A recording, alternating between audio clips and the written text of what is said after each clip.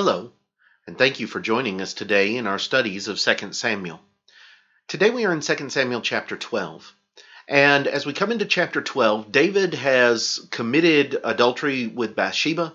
He has tried to cover that up by bringing Uriah back and Uriah going to his wife, and yet Uriah refuses to do that because the rest of his men are on the battlefield. And so David at the end of chapter 11 is going to have Uriah killed in battle by putting him into the thickest portion of the battle and then having his commander Joab pull the rest of the army back from him. He thinks it's over with. He thinks it's done at that point. But when you come into chapter 12, what you find is that God is going to show David that's not the case. As you start chapter 12, David is going to receive a visit from the prophet Nathan, who is going to give him this parable about the man who only has one ewe lamb, and another man who is very rich and has everything that he wants comes and takes it from him. And David is angry. And Nathan is going to respond by telling him, "You are the man who stole from the other." In other words, God knows. God knows exactly what it is that David has done. God knows exactly the lengths that David has gone to try to cover it up. And David has thought that these things were taken care of. Remember that at this time, the child that Bathsheba was pregnant with has now been born. This has been almost, if not a year, from the time these things have taken place, and nothing has happened. So therefore, David believes he's gotten away with it, and nothing is going to happen from it. You know, one of the first lessons that we need to remember from 2 Samuel chapter 12 is that God knows. It doesn't matter what it is that we think we're getting away with, or that we think we've got everybody else fooled on, or the things that nobody else knows that we've done in our lives. God knows. And God is going to show David that he knows. And David, once he realizes that God has known everything, that he has seen everything, and that he can't run away from the wrong that he has committed, he repents. And God is going to accept his repentance. And yet the punishment is not just going to be the fact that God knows. As a matter of fact, there are going to be consequences that are even going to extend beyond David for these things.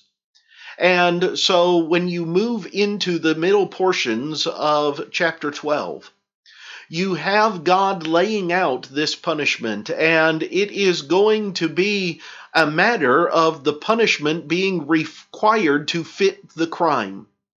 And so there is going to be the loss of David's son. Now, the loss of David's son is not going to be punishment in the strictest sense for the adultery which occurred, though there is a sense in which under the old law, the commission of adultery was punishable by death. However, you also have a man who has been murdered.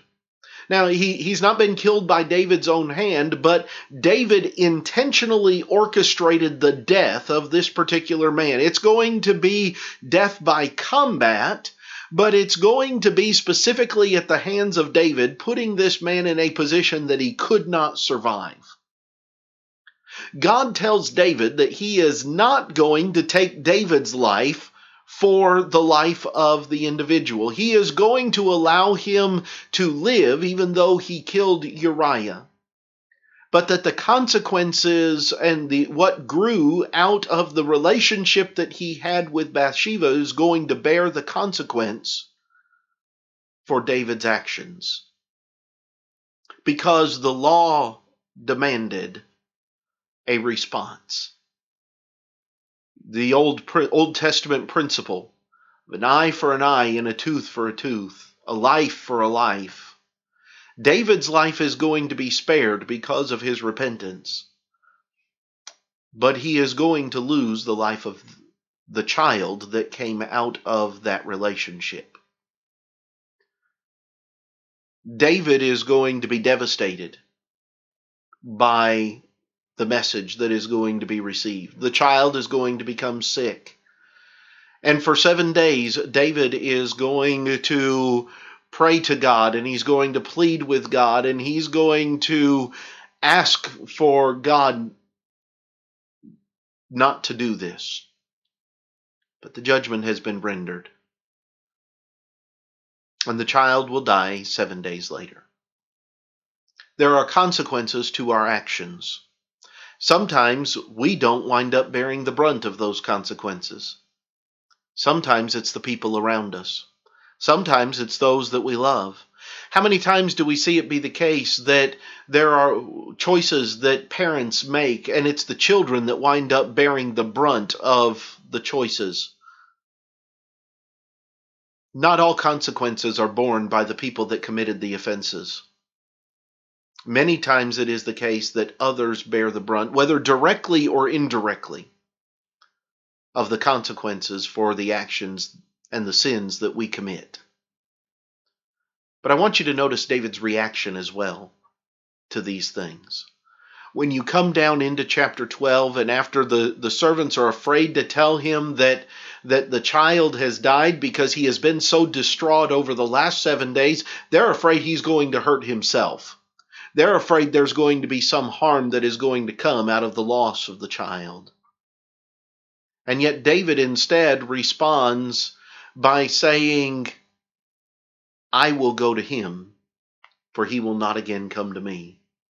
He gets up, he gets dressed, he goes down to eat, he takes care of himself, and he begins to go back about his life.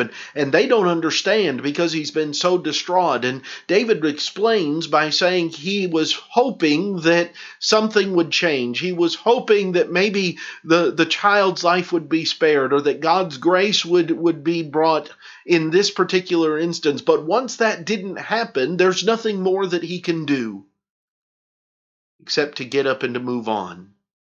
You notice David doesn't blame God here, because David knows that it's his own actions that brought this about. It is his own sins that brought about this condemnation.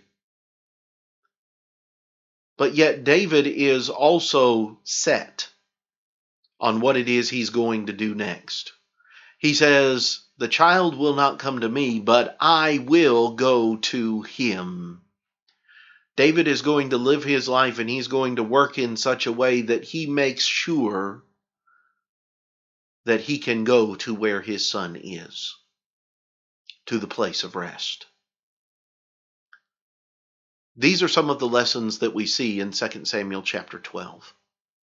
There's a lot of things that we could spend a lot of time talking about from this chapter. But I hope that these things help illustrate to us the fact that we cannot run from God. We cannot hide what we do from God.